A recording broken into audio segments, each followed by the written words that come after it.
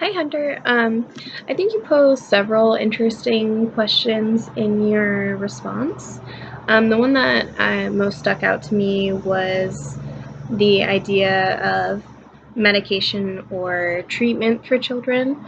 Um, I think one of the things that I noticed with um, our material this week is that they said that children, we're seeing more of the little pink flags in children for future mental issues. So instead of getting the huge like school shootings, even though those are getting more and more prevalent, but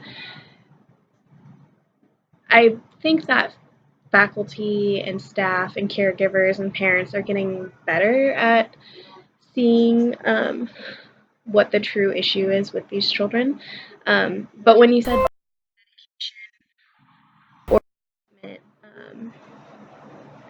or finding out the long term, I think that's really interesting because we don't really know the long term effects of psychiatric drugs on children because it isn't, it's becoming more and more prevalent to use medication with children, and not necessarily a bad thing, but I think being conscious of those long term effects is important.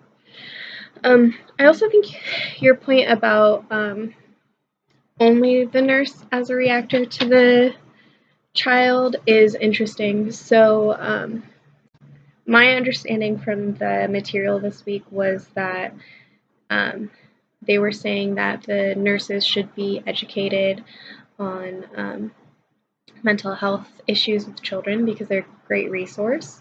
Um, I also think that using nurses as a resource to educate faculty and staff is a really good way of using their talents because, I mean, I said in my post that they went through a lot of schooling. They're very smart. I think we need to be using school nurses in a more effective way. So, yeah, great post and good job.